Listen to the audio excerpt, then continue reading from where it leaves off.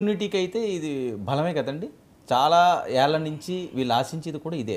ఆ కమ్యూనిటీ బలంగా ఇదే ముందుకు చాలా వెళ్ళాలి. ఏళ్ళ నుంచి మరీ ముఖ్యంగా ప్రజారాజ్యం వచ్చాక అది జరుగుతుందని వాళ్ళు భావించారు. అవును.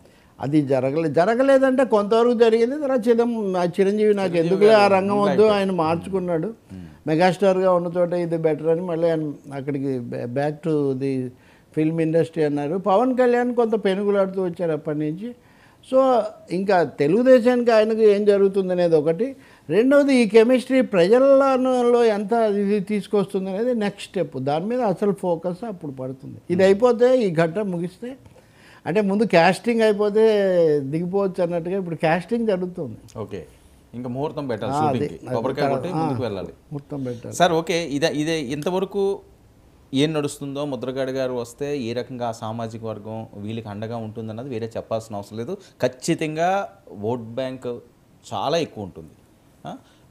ఈస్ట్ వెస్ట్ ఏదైతే పవన్ కళ్యాణ్ గారు శపథం చేశారో అది వన్ సైడ్ అయిపోయినా కూడా ఆశ్చర్యపడిన అవసరం లేదు.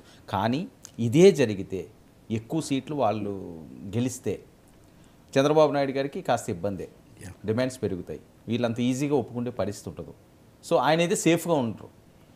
మరి చంద్రబాబు వ్యూహంలో భాగంగా ఆయన ఏమైనా కొత్త వ్యూహాన్ని రచించే అవకాశం ఉంటుందా? ఇప్పుడు ఈస్ట్ వెస్ట్లో ఈ సెక్షన్స్ ఒకటే వెరిడిక్ట్లో తీర్పులో మార్పు తేగలిగితే, నిజానికి దానికి ముందే ఉత్తరాంధ్రలో కాపులు ఒక విధమైనటువంటి పరిస్థితి, రాయలసీమలో బలిజ అని, తెలగ అని, లేకపోతే తూర్పు కాపులని, మున్నూరు, రకరకాల ఇవన్నీ ఉన్నాయి అక్కడ. కాబట్టి వీళ్ళ మీద కూడా ఈ ప్రభావం పడకపోదు. ఇది కన్సాలిడేట్ అయితే ఖచ్చితంగా బార్గెనింగ్ పవర్, బేరసరాల శక్తి అంటారే, బేరమాడే శక్తి పవన్ కళ్యాణ్ ఖచ్చితంగా పెరుగుతుంది. పెరిగిన తర్వాత ఆయన ఏమవుతాడు, మీరు చూస్తే కనుక జనసేన ముందు నుంచి ఈ విధమైన స్లోగన్ ఇస్తూ వచ్చింది కదా, ముఖ్యమంత్రి ఎవరో తర్వాత మాట్లాడదాం అని అంటూ వచ్చారు. కానీ పవన్ తన నోటితో ఏనాడు ఆయనే ముఖ్యమంత్రి ఆయన అని అనలేదు. ఒక దశలో మటుకు అన్నారు, ఏమని, అనుభవజ్ఞుడే ముఖ్యమంత్రిగా ఉండాలని నాకు తెలుసు, అభిమానుల కోసం ఒప్పుకున్నానే కానీ నేనైతే కోరుకోలేదు అని ఒక్క మాట ఒక ఇంటర్వ్యూలో చెప్పాడు. ఆ ఇంటర్వ్యూ ఇచ్చిన మీడియా వాళ్ళ ప్రశ్నలు అది కూడా దానికి కారణం అయిండొచ్చు. ఆ తర్వాత మళ్ళీ ఎప్పుడు ఆయన రిపీట్ చేయలేదు. రెండోది, సీఎం పదవి తీసుకోవడానికి నేను సిద్ధంగా ఉన్నానని ఒక 10 సార్లు కూడా చెప్పుకున్నాడు ఆయన. అలాంటి ఛాన్సే వచ్చి బార్గెనింగ్ చేసే అవకాశం వస్తే ముఖ్యమంత్రి ఉప ముఖ్యమంత్రి బార్గెనింగ్ చేయకుండా ఎందుకుంటారండి? It's not for nothing that is doing politics. నాకు పదవి అక్కర్లేదు కానీ నేను ఆంధ్రప్రదేశ్ అభివృద్ధి కోసం చేయాలి, లేకపోతే కేవలం 2-3 కులాల చుట్టే తిరగకూడదు అన్న మాట ఆయన చాలాసార్లు చెప్పుకున్నాడు కదా. మామూలు క్యాస్ట్ లాంగ్వేజ్లో కూడా కేవలం ఇప్పటివరకు ఈ 2 కులాలు వాళ్ళే శాసిస్తున్నారు, మిగతా వాళ్ళు కూడా రావాలని ఒక మాట కూడా అన్నారు కదా. కాబట్టి మనం నార్త్ ఇండియాలో చూసే తరహా క్యాస్ట్ పాలిటిక్స్ కాకపోయినా కొత్త సెక్షన్స్ కూడా అధికారంలోకి రావాలనేది అది ముందుకు వస్తుంది. అది కేవలం పవన్ ముఖ్యమంత్రి అనే ఒక రకంగానే కాదు, ఈ 2 క్యాస్ట్ కాకుండా వేరే వాళ్ళకి ఏం ఛాన్సే లేదా, ఎప్పుడు ఫాలో అవుతూ ఉండాలా అనే ఒక చర్చ లేవనైతే ముందుకు వచ్చే అవకాశం చాలా ఉంటుంది. ఒకవేళ నాయకులు ఎవరైతే కార్యకర్తలు ఇప్పుడు అదే కదా, యువ కాపు సేన అని ఇంకోటి అని ఇట్లాంటివి మనం చూస్తున్నామంటే అంతే కదా.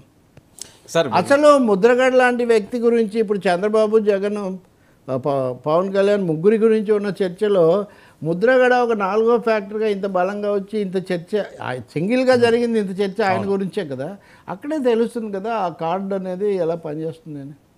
సార్, మరొక విషయం, లోకేష్ గారు ఏదైతే చంద్రబాబు నాయుడు గారే ముఖ్యమంత్రి అని మాట్లాడడం, ఆ తర్వాత ఉప ముఖ్యమంత్రి మా పోలిట్ బ్యూరోలో నిర్ణయిస్తారని చెప్పి మాట్లాడిన తర్వాత పవన్ కళ్యాణ్ గారు ఈ రకమైన కొత్త వ్యూహంతో ముందుకు నడిచి ఉంటుంటా?